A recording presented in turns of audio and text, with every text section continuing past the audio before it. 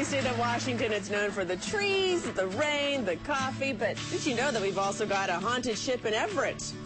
A gigantic frying pan in Long Beach. Check it out. And our very own version of the Stonehenge at the Gorge there. Jeff Davis and Eufrasio have profiled all these unusual and bizarre spots in their new book, Weird Washington. Your book's divided into several categories. One of those is personalized property. There's an Ellensburg couple who've created an art landmark out of their home. You call it the Dick and Jane Spot. Explain what this is. Well, that would be Dick Elliott and Jane Orleman in Ellensburg. They're a pair of artists. They're married. And they've decorated their house with all sorts of knickknacks from all different sources. Lots of artists contribute to their effort. And, oh, look at that. I love it when people just go crazy and just, express themselves. Exactly. By now, their entire yard and parts of their house are just covered with The neighbors stuff. must be ticked. I saw at the beginning there you had some sort of post with reflective cleavage on it. What was that? Oh, that was one of Jane's sculptures. She just kind of made this whimsical, harlot. Whoa! That's what you would call it. Just out of a wooden post covered with felt. Now, there's one I've seen I want to move on to. Roadside Oddities, you call it Stonehenge at the Gorge, which is actually kind of cool. It's there. Yeah, it's actually in the gorge about near Goldendale. And Sam Hill, who actually brought a lot of the highways to Washington State, was traveling in Europe at the end of World War I, and they took him out to the real Stonehenge, and he said something like, it's really terrible that men are still being sacrificed on the altar of war, because they thought the original Stonehenge was a human sacrifice. So he actually commissioned that, and over the next 20 years or so, it took them to get funding to actually have that built. And it's oriented about like the real Stonehenge should have been, and different times of the year, usually the summer solstice and the vernal equinox, in spring and summer, you actually have people coming out. It's kind of like a festival. Right. It's like a vineyard next to it even, huh? Oh, yeah. Ooh, it's just beautiful territory. Now, there's another one. This one we were talking about before the show in Long Beach is kind of odd. In 1941, they build in Long Beach, they make this giant frying pan. I mean, how big is this thing? I believe it's about 14 feet tall. Oh, so you can sit in it. Could you sit in it? Oh, yeah, absolutely. Or it's stand huge. in it, I guess. It's huge. Yeah, they built it for a town festival. They had the world's largest, or they fried the world's largest clam fritter in there. So they actually cooked something in that? Yes, they did.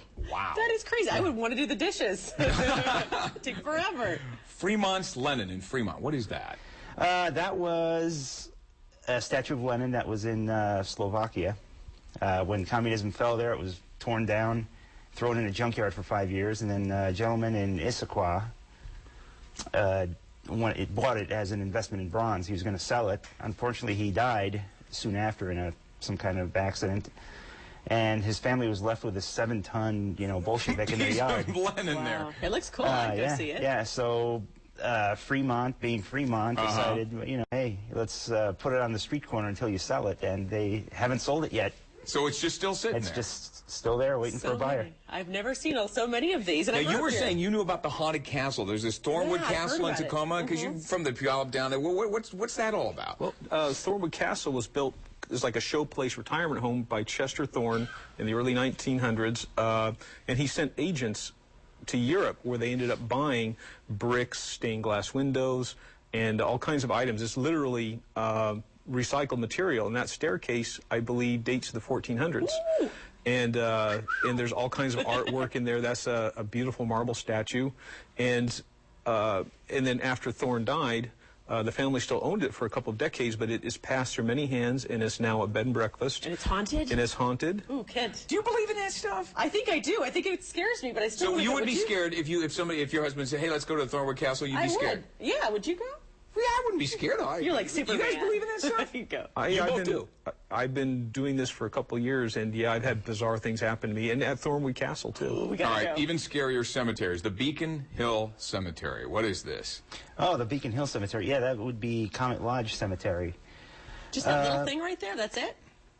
Well, it's, 2.5 acres at the moment, but the story goes that there's another 2.5 acres north of its current spot, beneath some houses.